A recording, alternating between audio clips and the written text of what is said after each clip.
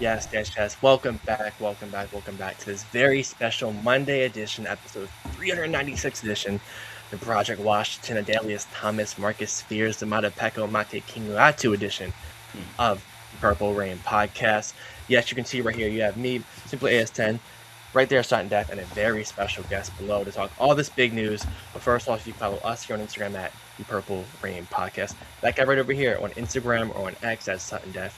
Me simply as10.prod, X simply as10. The man right here, the myth, the legend, Mr. Engraven. You know where to find him at. Engraven Vids on YouTube, on Twitter, or on X, or on Instagram. We're going to talk about all things Ravens football. Hope you guys are having a fantastic Monday, start of a new week. But first off, how are we feeling? We got some honestly really good news today. I know a lot of you know of are kind of just like happy it's here. Happy we got the good news. But how are we feeling? New week, new Monday, and new Ravens news. Feeling good. Engraven. Hey, look, real quick. Let's clap it up. Let's clap it up for Engraven, man. Like we always do. I mean, thank you so much for coming through. Again, as always, friend of the show, been a friend of the show for a long time. And like I always mention, fourscore and however many years ago we started this podcast, we don't even know if it would have started had it not been for our guy Engraven, who actually hosted me and Alex on his channel simultaneously way back in the day, way back in the day. And here we are in 2026, man. It's been, beautiful watching your journey, man. To be honest with you, man, like you try to be humble. You don't want to pop it. I understand Engraven, but listen, you're the king of Ravens YouTube. It's no dispute, no doubt about it. So again, we appreciate you for coming through. We can't wait to chop it up with you. How you feeling, man? Oh, I'm good. Now, it's been even more beautiful watching y'all because, like you said, we were just doing a live stream one night to talk about the Ravens, and I seen my guy Sutton. You know what he talking about. I seen my guy Simply. He know what he talking about. And then for y'all to just take that and turn it into the Purple Rain podcast and the continuity of it. Because you said, what, 396, episode 396? Yeah, 396. Yeah. That's a lot, man. Like some people, like they get on YouTube, and which I understand because it's hard and it's a lot of people doing it. Some people get on YouTube, they might do like 2 videos and then they'll stop. They might even do 10 videos and then they'll just stop. But to do 396 episodes, that's the real deal right there. So shout out to both of y'all. Appreciate you, Engraven. Appreciate that. Our guy Huddle It Up Films, Jason, says here, full circle. That's exactly what it is, man. Full circle here. And again, we appreciate having our guy Engraven on the pod once again. Let me see who's in here in the live chat. What's going on, Monty? Taurus. Oh, it says somebody's mic is staticky. Oh, that gotta be me. It's always me because I'm the one that always be messing stuff up. Is it still staticky? My apologies if it is. I'm sure it is. Yeah, I think it's still a little bit. Yeah, it's coming through. It's almost like it switched back the inputs again. You know what I mean? Like it's weird. It's weird. I can't stand this thing. Yeah, I see it. Let me see. Tila's in the chat. What up, Tila? King Lee in the chat as well.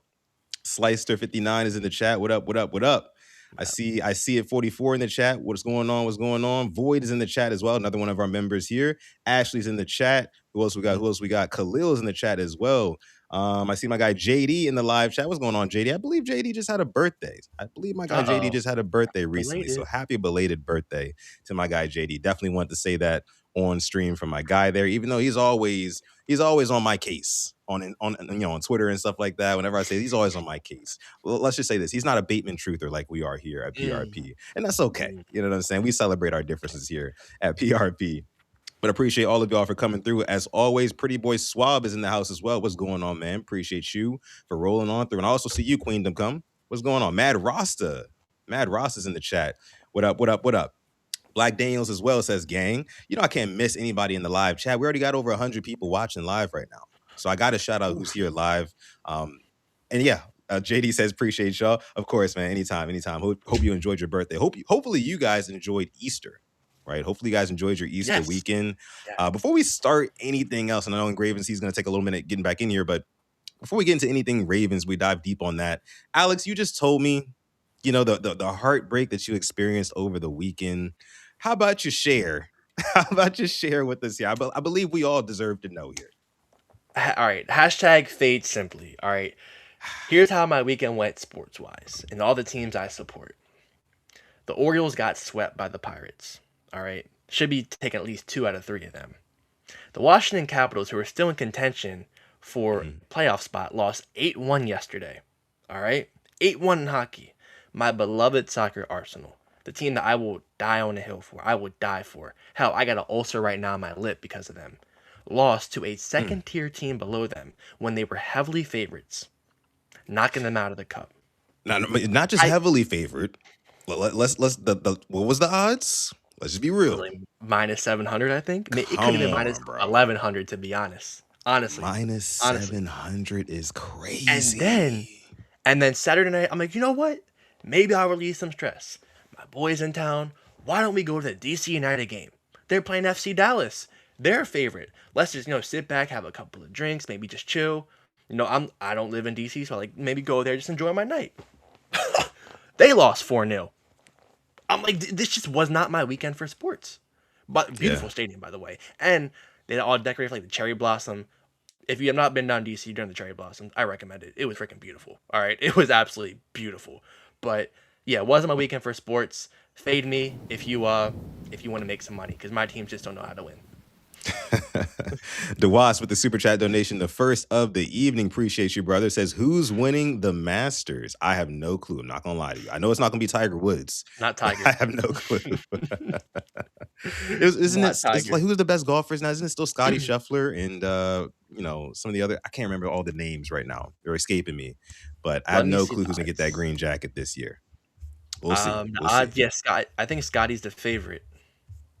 Oh, he is. Okay, that Scotty's makes the sense. favorite. That Rory's makes still sense. going. Rory Is McIlroy's he? still going. Good on him. Good on him. Good on Rory, man. Yeah, Good to see. Good to see him still doing it. Yeah, Roy McIlroy. Yeah. yeah, Let me yeah. see. Let me see. Alfonso Richardson is in the house. Says, yes, that's how I heard about the Purple Rain podcast from Engraven. Appreciate you, Alfonso. Appreciate that. Again, this is a full circle moment. Huddled Up Film says, O's can't even get a lead. They fall behind every game. I haven't been to an O's game in a minute, but Alex, speak to that for me. Yeah, I was there for the second game of the season, and they fell behind, never came back, and it just wasn't good. So I'm not giving up yet, but it's definitely a tough start to the season. But it's baseball. There's 182 games. You can go on like a 10-game losing streak and still be really good. So sky's not So falling many yet. games, man. It's a crazy amount of games. Still, I don't understand how baseball fans do it with all those games. I thought basketball was bad with like 82 games, but you said how many games? 100 and what? I'm sorry, 162. 162. 162. They're having a game every day, pretty much. Like every other day, like literally. That's too much. Yeah. That's way too much. Oh, real quick, is everything good now, or is it still messed up? Talk to me. So it's like not staticky anymore, but now it's like So it's giving us messed this up. like little yeah. Can't do nothing right. I don't know what's going on with my regular microphone for streaming. So I don't know what's happening. I really don't. You know Trust what? me. I got one Yeah. last idea. Okay. I got one last idea. I got you. And I appreciate y'all being patient. I know it sounds like garbage right now, but I appreciate y'all being patient. Of course, brother. Of course. Thank Yeah, you. One last thing. I'll be right back. Sorry about that. Okay. Yeah, I mean it's all good. I mean, if there's anything that the Purple Rain podcast knows a thing or two about, is technical difficulties, right? Specifically your boy Sutton, right? I just got mine cleaned up a couple of weeks ago, and I understand how it can be. I totally understand. So yeah, Engraven will be back. He's still working on it. Let me see here. So Alex, let me bring this to you before we get into the meat and potatoes of this episode, because I really want to get Engraven's take on it. Yeah. Last week, John Harbaugh said some things on Friday about Isaiah Likely, right? I know we talked on Thursday about some of the other things he said, but I didn't get your take on what him, basically saying that Isaiah Likely is going to be better with the Giants than he was with the Ravens. How do you react to that? I always go back to this age-old expression. My brother in Christ, you made the sandwich. All right. Now I take that from Subway. You can't go to Subway, make your sandwich, and be mad that you don't like something on it because you made it. You had him in Baltimore. You knew what he was capable of. I'm not saying, Travis Kelce, prime. I'm not saying something like that. But you knew he could produce in big moments. You knew he was Lamar's go-to guy. And to just see him still talking about us, I know you're tired of it. I know everybody's tired of it. It's just very just sickening. It's tiring. Like, move on. I think we as Ravens fans have moved on. Like, we're not the ones who are kind of bringing up these things. We're not asking these questions. He could have been like, happy we got him on the team. I loved him in Baltimore. Glad to keep working with him. You don't have to go on and sit here and talking about how he'll be better, how he'll be this, because you're just lying through your teeth. So, good riddance once again. I'm happy he's not here, that being Harbaugh. And maybe we'll see some other younger guys produce now that we still have and that we know can produce. So that should be fun. But it was just very typical of old Johnny Harbs for him to say something like that. I can only imagine how frustrated you were. I feel like you were a bigger Likely fan than me, too. Yeah, man. And, I kind of understood both sides of it. I understood the Ravens fans who were furious because that was me. But I also understood what Harbaugh was saying because I believe it. Quite frankly, I mean, I think that Isaiah likely will be better with the Giants as opposed to, what he was with the Ravens. And the reason why I believe that is number one because John Harbaugh is bringing him over to the Giants because he knows what he has to offer. So he's going to feature him in that offense. Number two, Isaiah likely finally gets to be a tight end one. I mean, like we revered at his talents for so many years. For the past 4 years in Baltimore, like I always mentioned, he had times where he literally took over games, and like you mentioned, he was clearly and obviously Lamar Jackson's number one target in certain situations. Yet we still had to kind of, just kind of out of respect for Mark Andrews, kind of always revere him as the tight end one. So over in New York now, I mean, what's the other competition for Isaiah Likely? Is it Theo Johnson? I think Theo Johnson is still with them. I'm not sure. He's a fine tight end, right? But he's not going to be the security blanket like Isaiah Likely is going to be. I can only imagine the amount of play action boots and things like that they're going to be running where it's going to turn into scramble drill for Isaiah Likely, which is something that he excels at.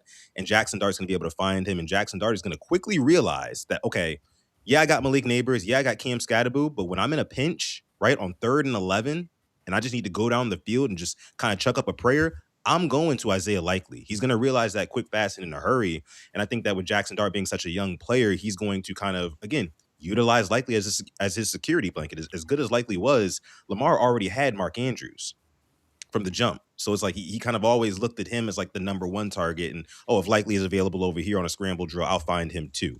But again, so I see both sides. On the one end, it's like Harbaugh, you don't have to continue to talk about the Ravens. You don't have to continue to kind of throw these little shots and innuendos and things like that. And it's just not necessary. Right, it's like that ex where you break up and they're kind of throwing shots and you shade on Instagram and stuff like that. They're posting on their status like, "Oh, this is the best time I've ever had," and things like that.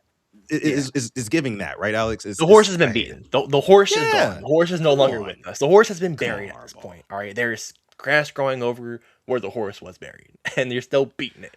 Right. And yeah, you are correct. So I pulled up their roster, the Giants, that is, and just seeing Likely in this blue, it hurts me a little bit. So it's Isaiah Likely, Theo Johnson, and 11-year vet Chris Manhurts. So I think for me, easy tight end one for Likely, and with the money he got, I can see it. And I think Theo Johnson will be a fine tight end too as well for them. So he'll definitely get his. If you're in like a 14, 16 man fantasy, maybe you want to pick him up because I can see him getting a couple of catches and a couple of touchdowns because Likely will be definitely garnering a lot of attention, I think. For sure. And Alex, for me, when it comes to Harbaugh, again, not to beat a dead horse, right? But when it comes to John Harbaugh, it's like not only is he saying things, about the Ravens kind of directly, sometimes indirectly, things like that, but he's also not keeping his word, right? And not keeping the same energy that he had in Baltimore. I bring it up all the time. Number 77, Daniel Faalele.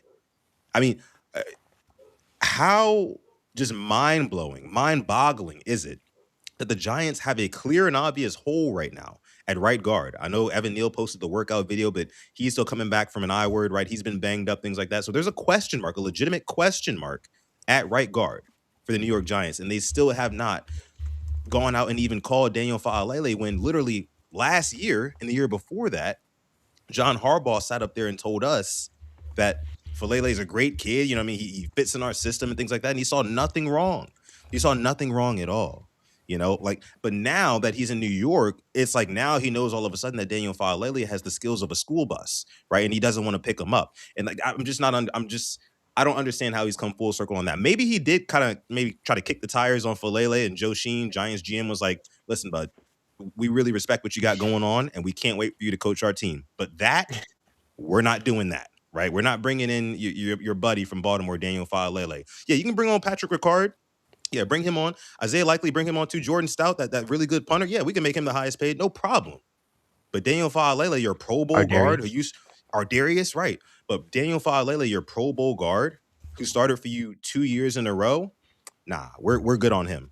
And maybe that was a wake up call for John Harbaugh there. But I don't know, man. I mean, somebody said it in the chat, Harbaugh's a fool. He definitely is. Definitely a fool. What's going on, Coach? Sip to Tally Films is in the chat. Yo, yo, What's yo, going on, yo. brother? Asmodeus is in the chat as well. That's Asmodeus to y'all. One of our mods in the chat. We also have Tila, and the M stands for moderator, another mod in the chat. Appreciate you for coming through as well. I see Christian, a member, is in here too. Let me see. Tila says they just signed a guard. Did they? I think they did. I can't remember his name though. I think I saw it. It was earlier today, right? Lucas Patrick. Yep, Lucas Patrick. Yeah. Makes you wonder, doesn't it? Yeah. Black Daniel says even a school bus has that arm that blocks kids from crossing. That's a fact. That's a fact. And he definitely, he wasn't blocking a.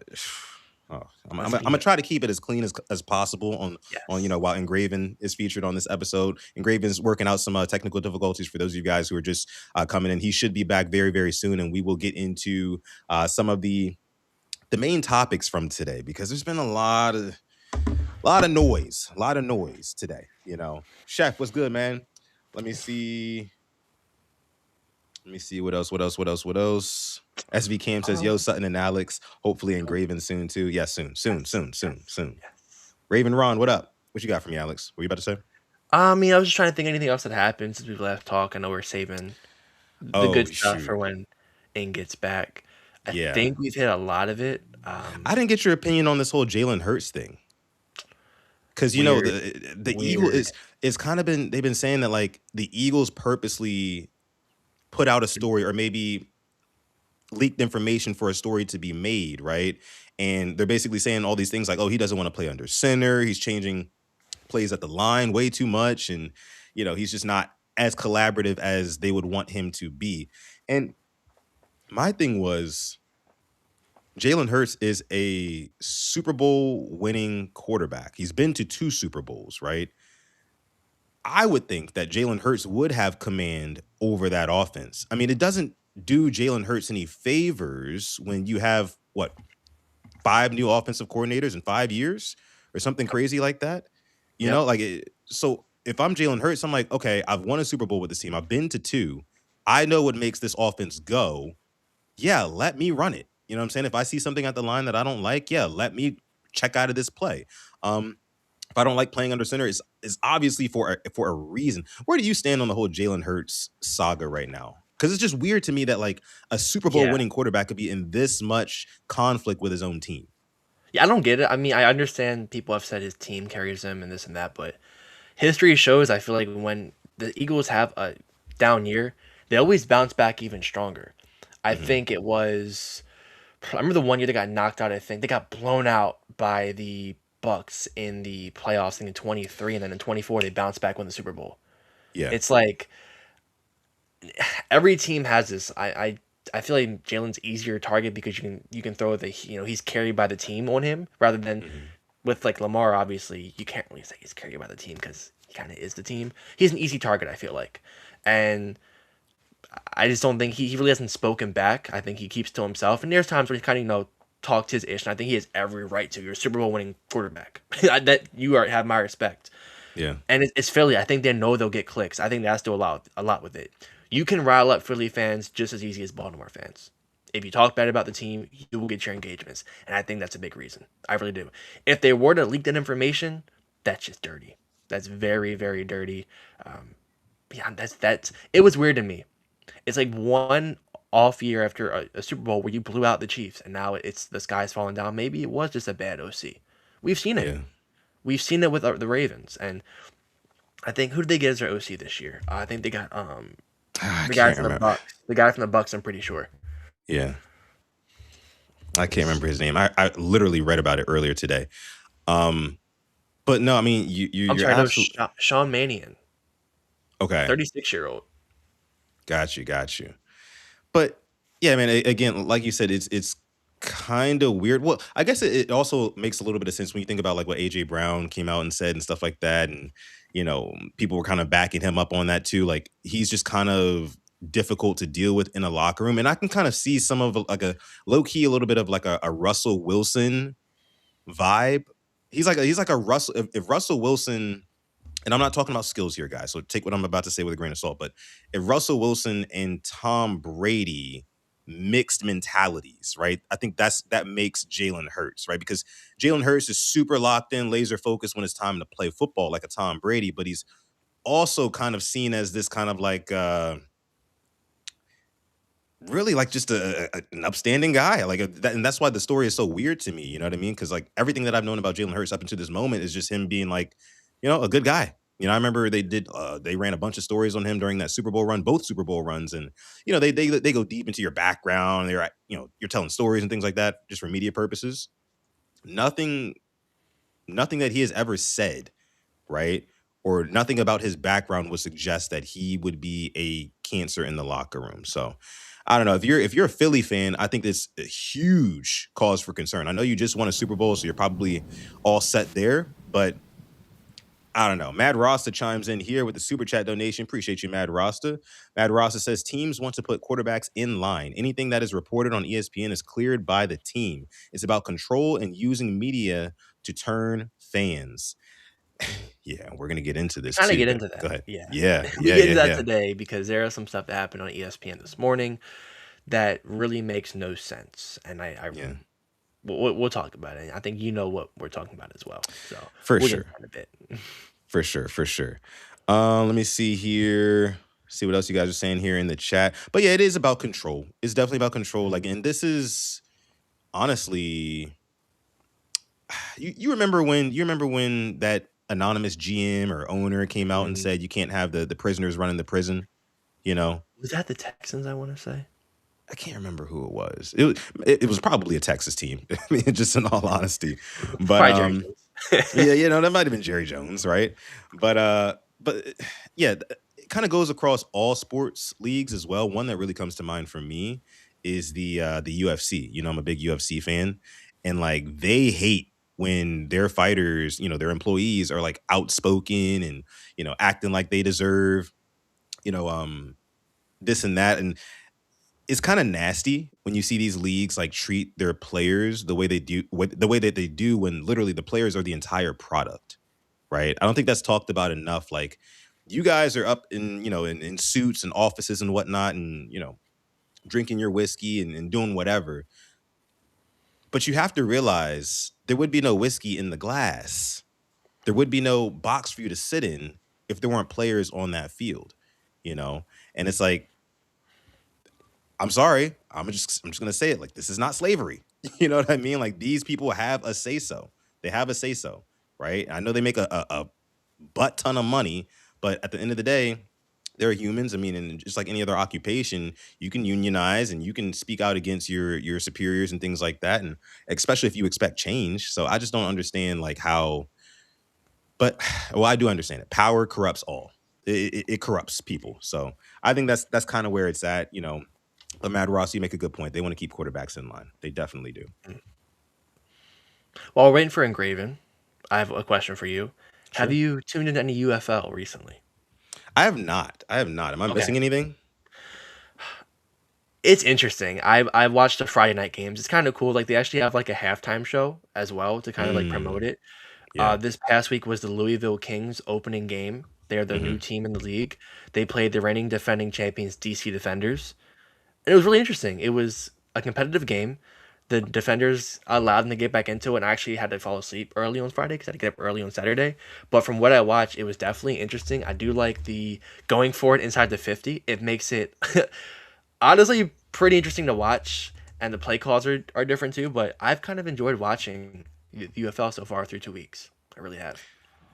Yeah, I have not. Admittedly, I have not caught any UFL games. I said I was going to. Maybe I should just check out some highlights and see like just what the skill players are looking like, things like that. But So it's Columbus. It was Columbus they were playing, not Louisville. Columbus, Columbus. Yes, got you, Columbus. got you, got you, got you. Um, are there any of the quarterbacks doing anything? I haven't heard anybody like really kind of. Jordan Siamu, obviously, he's been around that league since I think it started. He's the main guy. The guy for Columbus actually started one game in college throughout his career, and now he's starting in the UFL. Uh, Matt Corral, I think he's with the Stallions. I don't think he's Oh been lighting it yeah, up. And actually, we have a game tomorrow: the Battlehawks and the Renegades in Frisco, Texas. So that'll end Frisco, off this week Texas. too. I'm texting with Engraven now. Still trying to work out the kinks, but I don't know. I don't know. It may be Okay. it, it may be the I don't know, the ghost of Edgar Allan Poe or something like that, Right. keeping my guy engraven down like this. But it's all good. Let me see here. Just messaging back here. All right, cool. I'm gonna have him try one more thing, and if it doesn't work, then we'll just have to Oh, reschedule, and it's all good. And it's all good. But I guess we can start off. We can just start talking yes. about the yeah, the stuff that we came here to talk about. So, and then if he pops in, he can give his takes too. So here we go, guys. So as you guys saw earlier today, multiple Ravens attend day one of OTAs, and that is including one Lamar Jackson, right? And this is something that me and Alex, we were kind of talking about last week, and like, oh, they're starting up April 6th. Does everybody need to be there? And we both were in agreement that yes, everybody needs to be there, especially the big names, the leaders, right? The Lamar Jacksons, the Roquan Smiths, the Kyle Hamiltons, the Derrick Henrys, right? The Marlon Humphreys, the Mark Andrews, the Zay Flowers, all those guys needed to be there. And guess what? All of those guys were there on day one. I couldn't have been happier about it. Before we get into like these nasty narratives, Alex, give me your takes on all the Ravens showing up for OTAs today. It was a great thing to see. It was more of the camaraderie, I want to say, and I think it was just getting the boys back together. I'm gonna Yeah. relate to this as kind of like the first day of school. I don't know about you. I love the first day of school. Oh Actually, yeah. this was before I think I had like an Xbox or a PS5 where I talk. Like this was like maybe like late elementary, early middle. It's like I haven't seen you in like 3 months, man. Like what's happened? Like this guy Yeah. now has facial hair. This guy just cut his hair off, and this guy has grown about 6 inches. It's interesting. It's fun to see. I kind of equate that, and with the whole new coaches, it's like a brand new fresh start, and Yeah. that's kind of like really equated to it. I saw they're getting some work in. That's great to see. Meet the new teammates. Obviously, Trey Hendrickson, Jalen Hawkins out there. Mm. It was probably a good time. It was probably just a very laid back, chill day with some work in there. But it's good to see them all together. Honestly, that's kind of what I was happy about, and hopefully keeps on going and just build that chemistry early here in April. Yeah, absolutely. And the one that I was really most excited seeing, just in terms of like the workouts and how intense it looked and things like that, Trey Hendrickson, man. Trey Hmm. Hendrickson looked like a damn beast out there. I mean, they were doing sled pulls and things like that, and like just the way that he was running, you can tell he's healthy. He's feeling good, right? And by the time the season rolls around, he's going to be 100%. I know there's no contact, anything like that. It was just a workout, but like it was very encouraging to see Trey Hendrickson, who we just acquired a couple of weeks ago, who's going to be kicking ass rushing the passer all season long for us. Him actually being in the castle and working out alongside the guys, man. Also, of course, Lamar Jackson was there. Lamar Jackson, he was seen running around and doing pull-ups and all this and that. And, you just love to see that. And specifically Lamar, we talked about, does Lamar need to be there specifically because he's the leader? And if he's not there, then what does that mean for the Ravens? Well, guess what? Like my guy Alex said, at the beginning of the show, I guess we'll never know what would have happened if he didn't show up for the first day of OTAs. But now, Alex, Yes. now we've been seeing all of these narratives and Mm, agendas that have been are being pushed on Lamar Jackson. And it started off this morning. Let me bring us over here really quick. It started off this morning. This is my thing with ink. Let me not put that there. Let me see. So look, it started off this morning. Nothing crazy in there. It's just me and Ink talking about when the next time he coming on stream. That's it. Let me see. So let me go to this. Your boy Dan Orlovsky. Your boy Dan Orlovsky. Listen, guys, I mm. know that there have been multiple instances of this guy saying questionable things when it comes to our Baltimore Ravens, but I think that this has to take the absolute cake. Alex, I'm going to go ahead and spin this and let Dan say what he says, and then I want your reaction to it, okay? Gotcha. The start of the second act. This is the start of what should be Lamar's prime. And I'm not going to overreact to him not being there. Maybe he gets there in the next day or two, but it certainly sounds like that's not going to be the case. And the reality for Lamar and the Ravens is this is the first time it's new for Lamar in the NFL. He's had relatively the same staff in place for the majority of his career, certainly when it comes to the head coaching position. Now, new head coach, new offensive coordinator, new staff. And also, you're coming off of the first time that you were a starter in the NFL where you had a losing record. Lamar started 13 games last year. He was 6-7 as the starter. Now, there's some games, injury, all that, but it's the first time. And so there's a little bit of what we're coming off of a wildly unsuccessful season when it comes to our standards in Baltimore. And now we have a completely new regime. Yeah, I would absolutely want Lamar Jackson there leading the way, saying this is my second act. The first act was sensational. MVP, two-time MVP, and some significant success. This is supposed to be the start of something new and that next step. I'm not going to react to him not being there because we'll give him some time, but I want him there. I think. Okay, Alex, I'll give the floor to you here, man. How do you react to good old Dan-O just preemptively just stating, "Oh, Lamar Jackson's not there"? How do you react to it? First off, you can always tell when somebody's chronically online. Dan Orlovsky is chronically online. Because I think he believes that just because you don't post it doesn't mean you aren't there. Or because you posted it means you're there. I think the timestamp was like 8:18. He said this. 6 minutes later. 360 seconds later. The Ravens post Lamar Jackson arriving for the first day of workouts. All he had to do was say, maybe he shows up today. You don't have to post it when you're there. You don't have to. But I guess, assumed he had to. It's just, I think he had this narrative set in his mind. I responded back. I said, who told you this? I would love to know. Who gave this information he wasn't going to be there? Why? Why? Just who? I don't know. It's always the same with this guy, and he sits back and he acts like we're like pinning this against him when he just keeps on giving us fuel to add to this fire. This fire it's a wildfire right now, and it's very hard for you to put it out. It just is the same suspects every single time. It gets tiring. I wish we didn't have to post about it, but I think Matt Ross said earlier, because they don't know what the hell's going on in the castle. Only people that know what's going on is the guys in there themselves. And he says here, OTAs, aka we don't trust players and need to monitor them. NFL owners are so smart, they find ways to use media to pressure players. I can agree to this to an extent, definitely. They want to get the guys there. But at the same time, I do want to see guys there with the new coaches, offensive coordinator, defensive coordinator, head coach.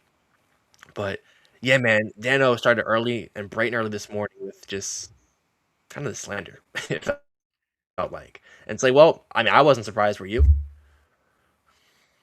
Yeah, no, I wasn't surprised at all. And real quick, thank you so much for the super chat donation, Mad Rasta. We appreciate that. And also, shout out to Asmodeus celebrating 11 months, almost a year of channel membership here on the Purple Rain Podcast YouTube channel. We appreciate you so much, Asmodeus. Asmodeus says he did as much prep in this segment as he did his entire career as a backup quarterback, running out of the back of his own end zone for 2 points. Yes, Dan Orlovsky infamously with the Detroit Lions had no spatial awareness on this one play where he just runs out of bounds, out of his own end zone, and he didn't even know. Poor dude. But no, this does not surprise me at all. What again? And real quick, shout out to Kevin Ostreicher, friend of the show from Locked On Ravens, who pointed out, the time difference here, right? 8:18 a.m. Dan Orlovsky was just ready to say, I'm not going to overreact to him not being there. Maybe he gets there in the next 2 days, but it certainly sounds like that's not going to be it certainly sounded like it was not going to be the case. Again, who, like my guy Alex said, who is feeding you this information? 6 minutes later, Ravens post Lamar Jackson arriving for the first day of workouts. So I just again, I don't understand. And thank you for the sub, Kira. I don't understand how you just so blindly, right, jump out there and get on ESPN with misinformation, only to be proven wrong, dead wrong, 6 minutes later. And now get this, Alex, because that's not the end of it. Later on that day, Dan Orlovsky gets back on the air, right, after, obviously, Lamar Jackson and all the media of him being there at OTAs came out, and he does not even walk it back. He doesn't even walk it back. He didn't even say, "Oh, my bad, guys. I misread. I got some misinformation. Whatever." He just said, "Oh, I'm happy he's there. I'm happy he's there." He started talking about Caleb Williams and some more stuff. That's why I'm not even going to play that video here on this podcast, right? But basically, yeah, Dan Orlovsky came out a couple of hours later, which was a couple of hours ago to this point, and he said that, yeah, he's happy that Lamar Jackson is there with all of the newness and things like that. You talked about Declan Doyle, and that's how he got into Caleb Williams and whatnot, but never, not once, did he own up to him being wrong. And that's what really rubs me the wrong way about this the most, because listen, you know what this narrative is going to do. You know what trying to push that agenda that Lamar Jackson does not show up for work is going to do. Right. And I was even disappointed with guys like Adam Schefter. Adam Schefter hopped out there earlier today and was like, yeah, after missing so many offseason programs in the past, Lamar Jackson decided to show up for work today. And it's like, bro, what are we talking about here? What are we talking about? April 6th was the first day that new head coaches can start OTAs and things like that, right? I believe that was the thing, right, Alex? Yep. So Yep. is anybody talking about how Josh Allen is at OTAs, or if he's going to show up or if he's not going to show up? Because they just got a new head coach, if I'm not mistaken, right? You're right. You know what I'm saying? Exactly. So it's just like, why is it only for Lamar Jackson? Why does it only matter when he shows up to workouts in April? You know what I mean? Workouts in May and crap like that. Like, it baffles me. It baffles me, Alex. I really don't get it. Maybe you get it. Monty says here they're going to move the goalposts. They already have. They've already said, oh, he showed up today. Let's see about tomorrow. You know what I mean? It's like, come on, bro. What are you doing? This is a 2-time, should be 3-time MVP. And we're questioning what he's doing in April. Something's off here, Alex. Something's off. Face of the league. No big sponsors. Not on the Little Caesars commercials. No, not with any big brands. And he's always in the headlines. Always in the headlines. You ever notice that? I think his biggest one, was probably Oakley. Was his biggest sponsorship. Not Under Armour, not Nike, not Adidas. Yeah, that's probably the biggest ad he's done. Oakley. I remember he did State Farm, like when he was real young into his career. Yeah. But Yeah. And he still talked about more than number 17. Hell, number 15. Any of the other NFC. It's just, I don't know. I really don't know. It's disappointing he didn't at least apologize. But it's just typical from him. And it's the same guy who's now pushing Ty Simpson over Fernando Mendoza as the number 1 overall pick. Really? It's the guy who is pushing Josh Allen MVP over Lamar Jackson. I'll have to ask you a question real quick. Okay. Not even a question, I'll give you a statement. What if I told you that Ty Simpson and Dan Orlovsky have the same agency, CAA? I didn't know that. Had no idea about that. But it makes a lot of sense. Yeah, keep going. We're putting 2 to 2. What if I told you he said that Ty Simpson is schematically a better fit in Las Vegas than Fernando Mendoza? Boom. Right there. It's clear and obvious. It's clear and obvious that there are agendas and narratives being pushed in certain directions. They're pushing and pulling. He's trying to push the narrative that Lamar Jackson doesn't show up for work. But when he does show up, he's like, oh, I'm so happy he's here. It's like, bro, what? What are we talking about? And then he's trying to pull the Las Vegas Raiders into spending their first round pick on Ty Simpson, who I really like, by the way. I really like Ty Simpson. But I'm fed up with this guy. Ever since I found out that like he's kind of on the Bills payroll in a way, with the radio show that he does or whatever, I kind of knew what was up. Again, when do the Bills start their OTAs? And are we talking about whether or not Josh Allen will be there on day 1? And if not, why not? Why not? I can thicken this plot even more if you really want me to. We can be those guys. Yeah, let's do it. Real quick, Asmodeus with the $2 super chat donation. Appreciate you, brother. Says, guys, this is why drugs are bad for you. Yes. Yeah. Dan O needs to stay off the whatever he's on. I don't even think that it's the weed. I think It's not. it's something worse. It's got to be. Yeah. Appreciate you so much, Asmodeus. Go ahead though. And you mentioned the whole Bills talk show.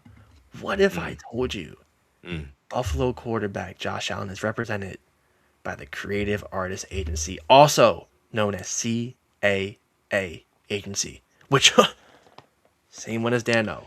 So let's just start all putting this together. Yeah, yeah. They're all in cahoots. They're all in cahoots. It's the nasty part of the business. Yeah. And again, it would be a little bit more acceptable.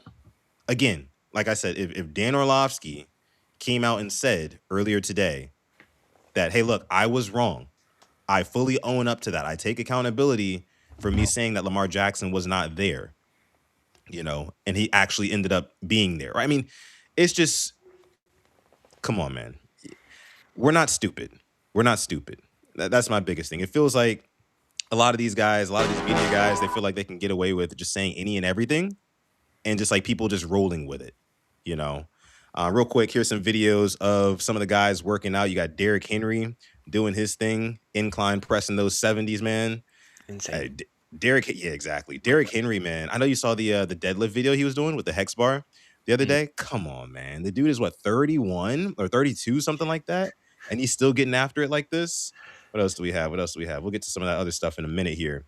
Here's our guy Lamar setting the tone. Shout out to Lamar, man. Really showing up, and I'm proud. I mean, I feel like we can say this as Ravens fans. Look at those pull-ups, man. Those pull-ups are not easy to do. They're not easy to do. One of the hardest workouts around. But you got to give kudos to Lamar for understanding really what it takes. Because we'll be honest here. We were saying last week, yeah, he needs to be there, right? Because everything else kind of follows behind Lamar Jackson. Imagine if Lamar wasn't here today. If imagine Dan Orlovsky was freaking right. You had everybody there under the sun except for Lamar Jackson. It would look away. It would look away, right? But you just got to do, again, at Dan Orlovsky here, you got to do your due diligence, especially somebody who's speaking on a platform funded by Disney, owned by Disney. You know what I'm saying? Like the whole world is listening to you.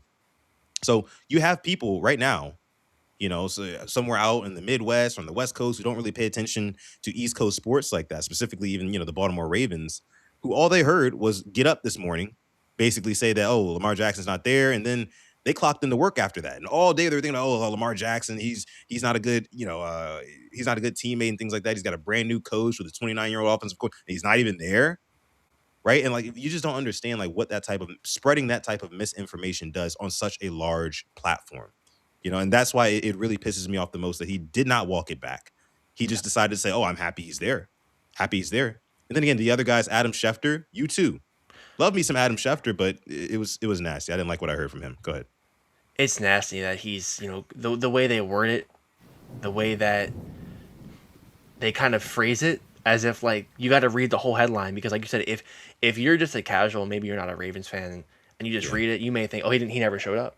You have to read the whole headline or you might get duped. And Matt Ross said, thank you for the 2-piece saying Ravens need better interior O-line and draft better. Where's the lie? I think drafting better and also drafting the quality, quality over quantity. And I think that's been the issue for years upon years upon years. It's been drafting too many guys that aren't going to make the team, and you're leaving, value out there when you could be trading some picks and getting a guy that can definitely be an impact for you. So, interior, I think pick 14 is right there. It's probably going to be there for interior line. And as you show, Trey Hendrickson just beast. Didn't know he had a chain. Fits the team. Yeah, I like it. Beast. I like it. I mean, yeah, the chain definitely fits, bro. It definitely fits. But look at this, man. I'm just telling you, it's gonna get spooky for the entire league. I posted on Twitter earlier today, Alex, and in response to this video, I said over or under 12.5 sacks for Trey Hendrickson this year. I'm going with the over, and I want to tell you why in a second.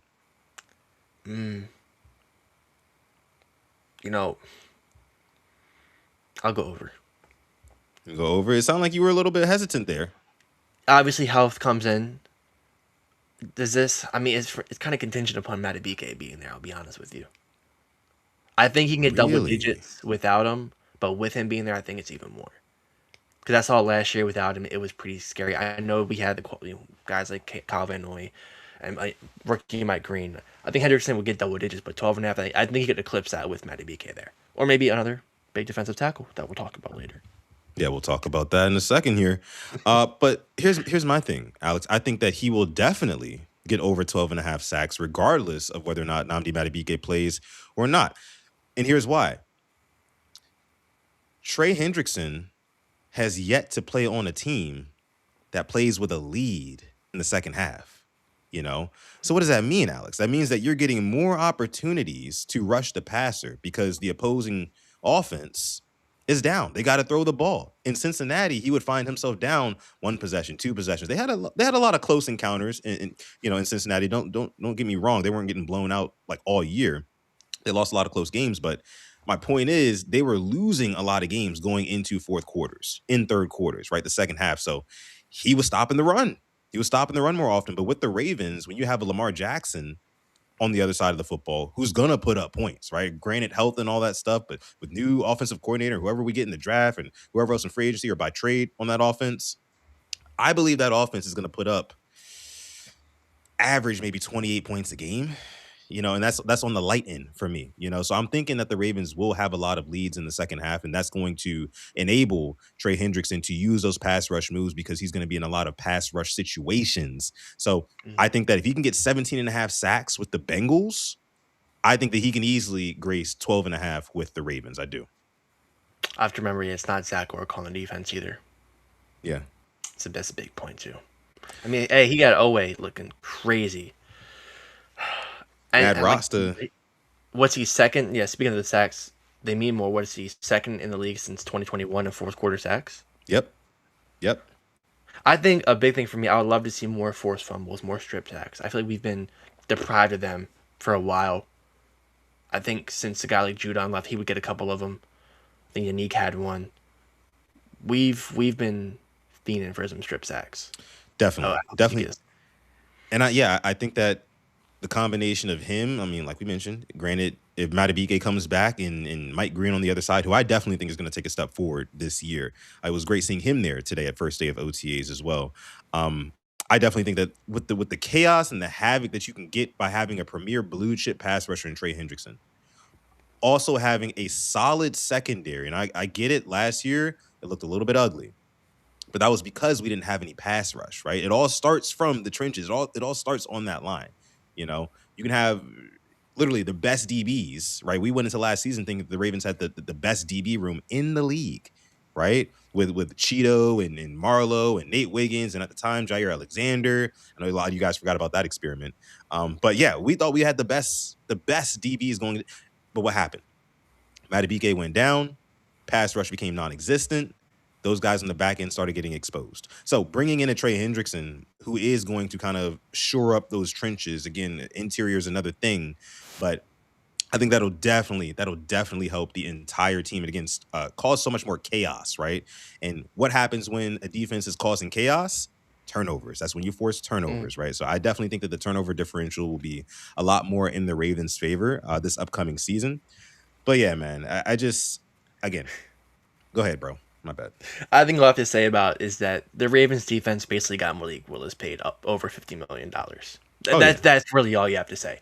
And then that can be the end of case in point. There you go. We got a backup quarterback paid a lot of money. We did. We definitely did. All right. So let me see. Oh yeah, I wanted to read this really quick just so we can know like what the off-season workout programs are what they are. So phase 1 of it, which I assume we're in right now, consists of the first 2 weeks of the program with activities limited to meetings, strength and conditioning, and physical rehabilitation only. So they're not doing anything, they're not doing any drills. They're not doing, of course, pads are way, way off, right? We're only in April. But right now they're just meeting and doing strength and conditioning like you guys saw here, and then physical rehab. But I think the most important thing is the meetings, right, Alex? I think, those guys getting on the same page is of paramount importance, especially when you have, again, 29-year-old offensive coordinator Declan Doyle, Anthony Weaver, who, of course, is very familiar with Baltimore. But then you have Jesse Minter, who is the new face, right? He's the new head honcho in charge, right? So everybody does need to be there and kind of sit in and hear what he has to say so you can get his philosophy engraved in your brain, right? Way before August, September rolls around, right? Because the Ravens, as much as we're excited about Jesse Minter and this new coaching regime, here's the deal: there is no ramp up period, right? There is no grace period. There is no, oh well, Jesse Minter had a solid first year with the Ravens. I assume it'll be better in the future. No, we're still Super Bowl contenders right now. And I think Jesse Minter understands that based off a lot of the things that he was saying, in his pressers and things like that. He's trying to get this team to a Super Bowl. He understands that we don't have time, 2-3 years of development and things like that. No, we have a Lamar Jackson who is squarely in his prime right now. And here's one thing I'll say, Alex, about Dan Orlovsky. One thing I did agree with what Dano said this morning. He said that Lamar Jackson is in Act 2 of his career. And with that, I couldn't agree more. This is a totally fresh start. You can clear everything out, right? All the scar tissue that was built up over the first 8 years of his career with Harbaugh and losing so many playoff games and things like that. It's a fresh start. Act 2, And it's important, again, that everybody, again, is on the same page. Lamar Jackson showing up as well, again, like I said, was huge for me today. I can't speak enough about how proud I am of our guys. Like you mentioned, it feels like first day of school sort of thing. I was very excited to see all of this. But go ahead, Alex. Yeah, I might have to say Act 3. I feel like Act 2 was maybe when Monken took over. I feel like Act 1 was kind of a Roman thing. But I understand with the whole new coaching, I see how too. But I think just that jump from Roman to Monken, not even just like ability-wise, I think just giving him more freedom as a player, as a quarterback, definitely helped him out. Yeah. But this one it's just completely different. This is whole new scene, whole new setting, new everything compared to, the head, like the boss was still there, last time. Harbs was still there compared to what we had with Minter. So excited, obviously. I really can't understate that. I'm excited to see how this thing all works out. You good up there, son? Yeah, I'm good. My camera, I just gotta reset my camera really quick. Go ahead, though. Okay, gotcha. But yeah, and I think this is interesting, man. The phase one, if I was those players, like the football will be staring at me like a damn Green Goblin mask. Just want to pick it up, wanting to throw it around, wanting to hold on to it, but they can't. Just strength and conditioning and physical rehabilitation only. That's interesting. The way this phase works, and it's something that I didn't know about until you told me. I think just because we aren't that team that switches coach, that has a whole lot of turnover, kind of a steady organization. So that's interesting. And after that, phase 2 and 3, we'll see how those go. But a good start. I don't know if you saw it too. Our guy was there, number 7. Bateman showed up. That was big for him. I think he's one of the guys that could really improve the most from this all. I think he was imperative for him to be there. Zay Flowers, obviously, there got his 2 out of his 4 starting receivers there. Next up between Tez Walker and LeJohntay Wester, and you have the whole receiving core there. Tez Walker was there as well prior to LeJohntay, so they had all those guys there. But I want to say it looked like a perfect attendance. I want to say. Yeah, it really did. There was nobody that I was looking for that wasn't there. I saw a lot of people talking about Roquan Smith. Saw a lot of people saying stuff about Roquan and how, the Rozempic thing, the allegations are still there. I mean, he was looking a little thick. And, I can't blame him. It's early April. So it's like a lot of time to get in shape, but he's another guy, just like Bateman. Need to see more out of him this upcoming season. Got to. Let me see here. Shout out to everybody watching live right now. We have over 340 people watching live across all platforms. We appreciate you guys. This is the Purple Rain Podcast, the Baltimore Ravens show here. We do go live every Monday and Thursday at 6:30 p.m. Eastern Standard Time with other live streams sprinkled in throughout the week as well. So if you like Ravens content, right, and you're enjoying this stream here, please be sure to hit that like button and also subscribe to the channel as well. We got about 48 likes on YouTube as it stands right now live. So can we get that up to about 60, 65?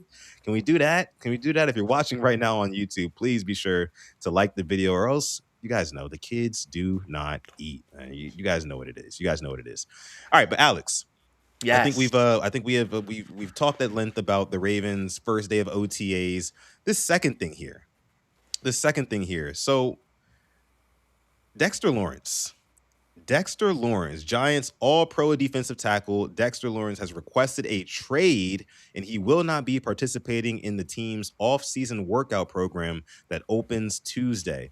It says Dexter Lawrence and the Giants have been through 2 off seasons attempting to negotiate a contract reflecting his value to the Giants over the last 3 years, but there has not been any progress per sources. So, Alex, let's start with you here. I mean, what do you make of this whole Dexter Lawrence requesting a trade situation, and do you think that the Ravens should pursue him?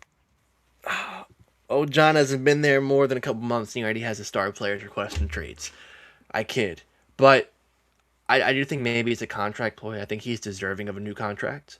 I Mhm. think it's hard for him to go somewhere else with the talent that he's around. I think he has some great guys around. Obviously, Brian Burns with you, Kayvon Thibodeau, great to have next to you. Yeah. But I think there is some real validity to this. I think if the right team were to come calling a competitor, he hasn't played meaningful football since 2022 when Brian Dable, I think his first or second year there when they went in and beat the Vikings on the road. Since Mhm. then, it's been just years of losing. So if he thinks he can go elsewhere, get money, play for a winner, i.e., Max Crosby, hopefully without the knee cartilage issues, I think it's a real possibility this could happen. His price, I think, kind of the same, maybe a first and maybe a third or a fourth. I don't think it's going to be commanding of 2 first round picks, but I think a first or a second definitely will be traded. As you know, you have the contract, you have 2 years, and then you have that time to work out an extension as well. Yeah, and I think because you got to think about it like this: the Giants don't have a third round pick this draft because they traded Mm. up last year to get Jackson Dart. So Ooh. when I think about a price for Dexter Lawrence, I'm thinking that they would go for a third round pick and maybe a future second, maybe. I can see that being a thing. I mean, the guy is what, 28 years old, multiple time Pro Bowler, right? I mean, he's still got a lot of tread on the tires, and I think his best football is in front of him. His problem is right now he has no more guaranteed money on his contract. And he's Mm. watching guys like Jordan Davis get paid big bucks and things like that. And he's like, hey, look, I'm a top 10 interior D lineman in this league. My contract is outdated. I'm getting no more guaranteed money. And I'm now the 12th highest paid interior D lineman in the league. Even when he signed this contract extension with the Giants in 2023, it only made him the third highest paid. So now he's gone from third highest paid to 12th highest paid with no more guaranteed money on his contract. And the Giants, I think that their hands are going to be a little bit tied here. They're going to have to move him, right? We're getting really, really like dangerously close to the draft. There might be pressure to go ahead and move him now, and see what you can get for him. Strike while the iron's hot. If you're the New York Giants, like this news coming out only really makes it.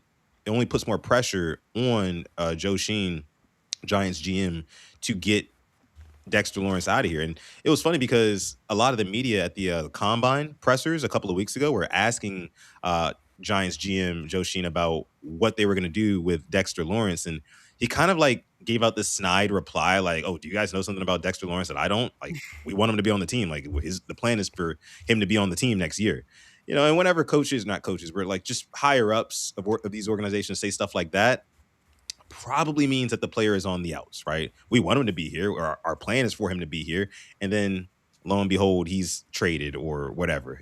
So I think that the Ravens, if they wanted to pursue him, they could get him for a decent price.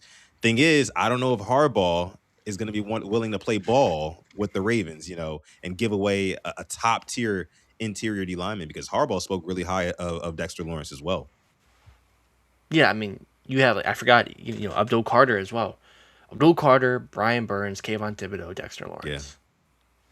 That to have your D line consist of those guys, pulled up some of their roster here. That's nice. Yeah, I like Roy Robertson Harris as well. You have him on the line. Like, that's kind of what you want for your defensive, guys in the dirt.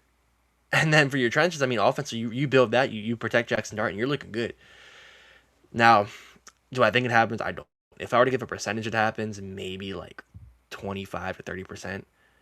I just think he's too good of a player. And then I think this new era of Giants football, you want to say, with the coaching, I think it'd be stupid to let a guy like him go. I just don't see it happening. So I think they will maybe pay him. They have their guys like Neighbors on a rookie contract, Jackson Dart on a rookie contract, Abdul Carter. They can afford to pay him, I'm pretty sure. But if you Yeah. were to, leave, by all means, not saying no. Not gonna say no to that. Definitely something we've been missing. Yeah, and as you guys can see here, his grades per PFF, however you feel about PFF in the Big 2026, his grades were he was ranked the ninth highest interior D lineman out of 134 with an overall grade of 75.6. So the guy he still got it, right? And again, only 28 years old. Like I still think his best football is in front of him, which is another reason why you know, maybe you are right, Alex. Maybe the Giants do make him whole and give him the extension that he's looking for with the guaranteed money that he's looking for. But at the same time, though, him coming out with this information right now really does put pressure on the Giants to at least sit there by the phone to see who calls and who offers what, because his trade value is never going to get any higher than it is right now as a Giant. You know what I'm saying? So I think that with that being the case, we could probably see Dexter Lawrence be moved in the next couple of days or maybe even a week. We'll just have to wait and see. But Draft night. draft night is a possibility. I would love to see Dexter Lawrence in a Baltimore Ravens uniform, though. And I saw somebody in the chat say, "Pay the bill." Says, "Hell no, can he pass block? Whatever." No, obviously not. He's a defensive player. However, I think that any investment into the trenches, whether it be the offensive line or defensive line, at this point, I'm fully convinced that the Ravens are going to go, guard and center in the draft. Right, that's their plan there. But if you can shore up those trenches, especially if Nnamdi Madubuike can't go, which by the way, it's been 7+ months, almost 8 months since Nnamdi Madubuike got hurt, and no one is able to provide us with any sort of concrete real update or a timetable, something on when this guy will be back. Season starts in 6 months, right? And if we're being real with ourselves here, if we haven't heard any status update on Madubuike in 7 months, what can we really expect out of the next 5 to 6 months, right? And then even with that being said, even if he does come back and he's ready to go, is he going to be the Madubuike that we know and love, right? Or is he going to be kind of like a shell of him? I don't know. I don't know. The jury is still out on that. The problem is Nnamdi Madubuike is being paid top 5 interior D lineman money, as you guys can see right here per Spot Track. You got Chris Jones, you got Milton Williams, you got Zach Allen, and at number 4, you got Nnamdi Madubuike with a $24.5 million cap hit there. And then you scroll all the way down, number 12, or number 11, that is, Dexter Lawrence. Yeah, Dexter Lawrence. So I don't know if the Ravens would be able to figure out a contract. Maybe they restructure and they do some, like Bashadi says, you can always play with the money and stuff like that. But they would have to really, really know and have some conviction about whether or not Nnamdi Madubuike is going to be available. Because if he's trending towards being available, then no, you chill on the Dexter Lawrence thing. But if he's trending towards not being available, right, then yeah, you kind of got to kick the tires on old Dexter Lawrence here and see what we can do to continue to shore up those trenches, right? And that's a lot of money on your D line, and you still have no O line. So I definitely understand, why people could be against it. I agree with you wholeheartedly. If Madubuike is good to go, I'm cool on that. If not, dip your toes in the water. I think we have 29.5 million cap available. Yeah. Mm-hmm. I think I saw that. So we're, I think, 10th in the NFL, which at this point in time, we're not used to it, but we know why we have so much, and it will catch up to us in the coming years. So you got to get that extension done with Lamar. And I hope, maybe since he's in the castle, I hope EDC is like, hey, buddy, up to my office. Let's talk. Let's talk about a contract. Let's get you in here in Baltimore for the rest of your career. Yeah. Probably not, wishful thinking, delusional, but I mean, it's crazy to see that he's the 11th. Just some guys ahead of him. I'm not too sure they deserve it, but that's just how the market goes. Yeah. It's And time to get paid again. Gonna keep on making money. Pay the bill says got a Travis Jones at home. You're right about that. True. You're right about that. Him, 3 years, 30-something mil? That's Good true. point. That's true. And also see some people in the chat talking about Reader, because we brought in DJ Reader last week for the visit, but we never heard anything of that since then. So, I mean, I thought that would be a good option as well. I mean, you don't have to pay him nearly as much as you would a Dexter Lawrence, right? But he would also be a very solid piece in those trenches. They got to do something here. I mean, do I want him to swing for the absolute fences? It's no if Madubuike, like you said, is ready to go.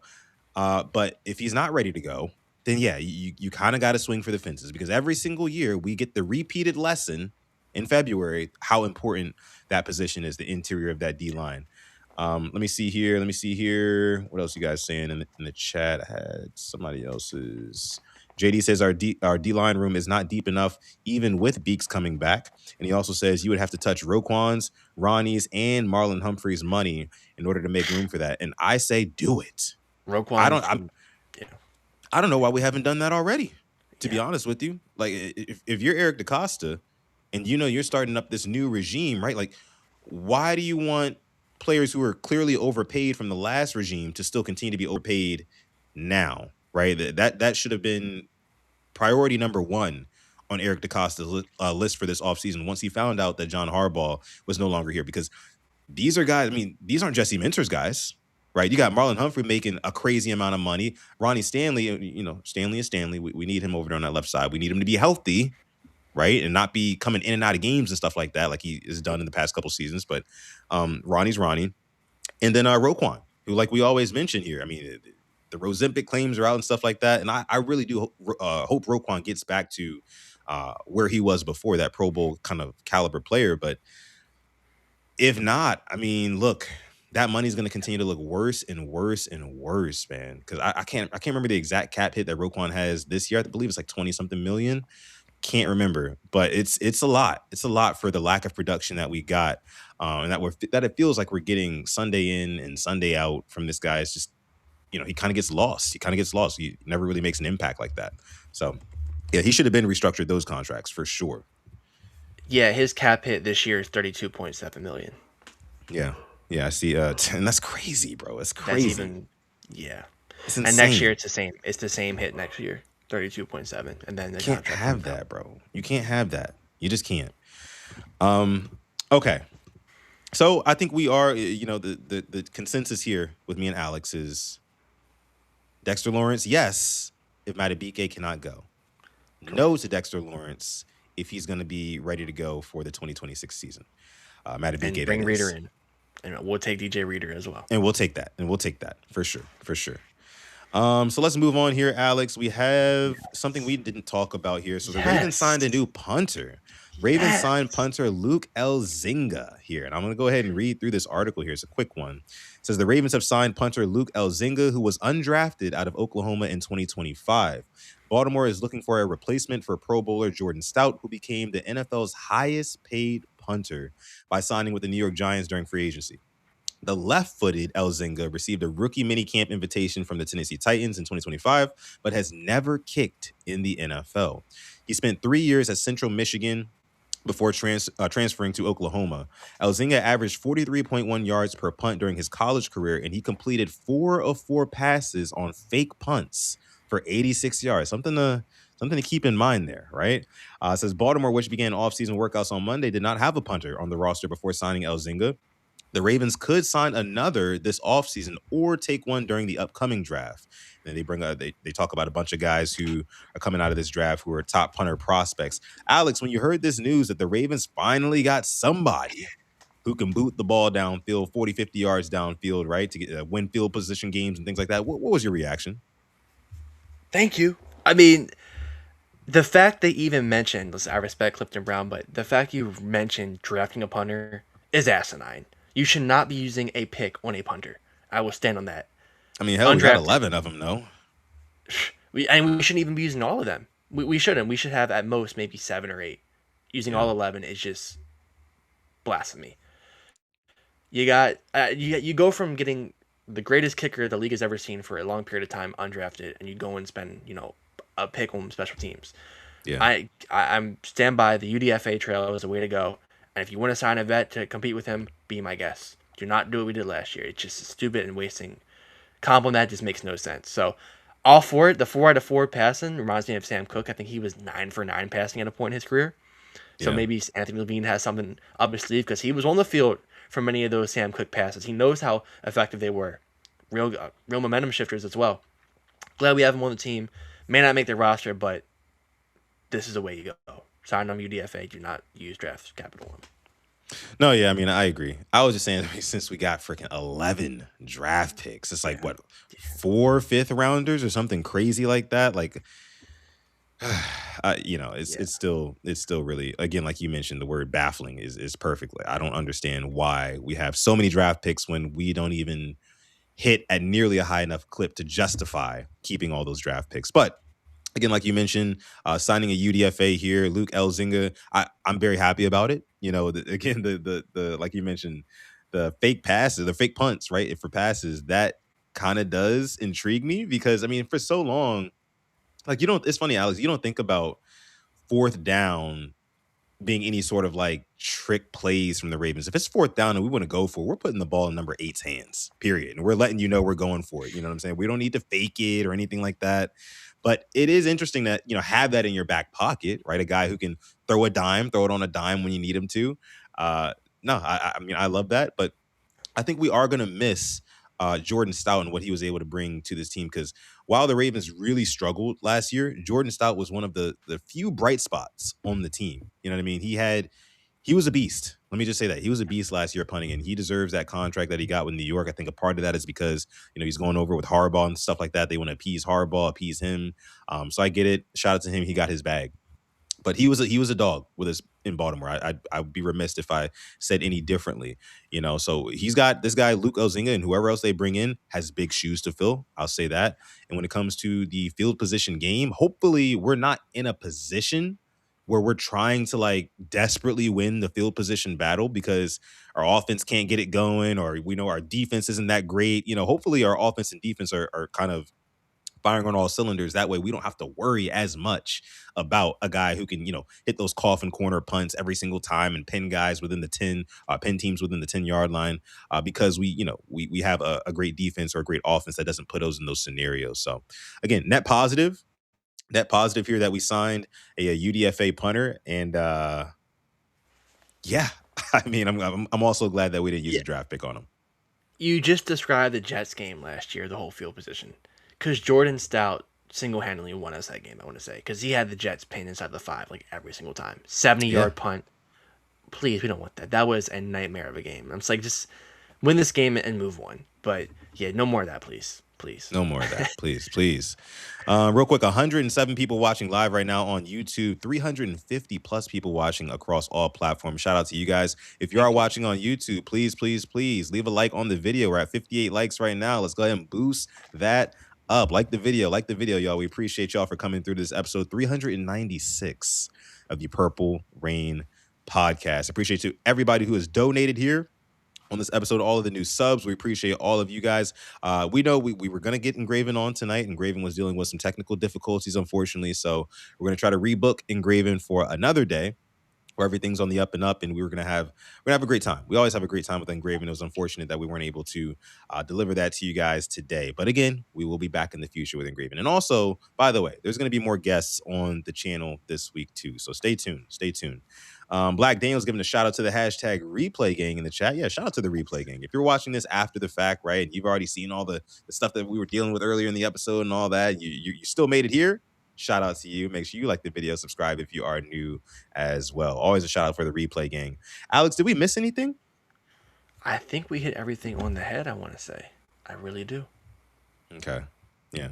I didn't think that we covered the what was it? The Isaiah Likely stuff with Harbaugh. Yep. Then we covered the Jalen Hurts thing. Yeah, so I think we've gotten all of our takes here. Yeah. I don't think we missed anything. Okay. So that being said, guys, we're going to go ahead and wrap up this episode here, episode 396 of PRP. Listen, guys, we're getting dangerously close to episode 400, which we will be giving away some Purple Rain merch for. So if you're part of the membership club here at PRP, you're already qualified. Your name is already getting thrown in the hat, right? And when it comes time to do episode 400, you could have a chance to win some Purple Rain podcast merch. Again, love you guys. Appreciate you guys. Again, be sure to like the video before you get out of here. And with that being said, I'm going to let my guy Alex take us out. Thank you for coming through to episode 396 of the Purple Rain podcast. We love you. We appreciate you. And as always, stay positive, test negative. Yes, yes, yes. And never, ever, ever forget, even on the rainiest of days, to call God. This is an episode 396 of PRP. We're going to catch you guys in the next video. Peace.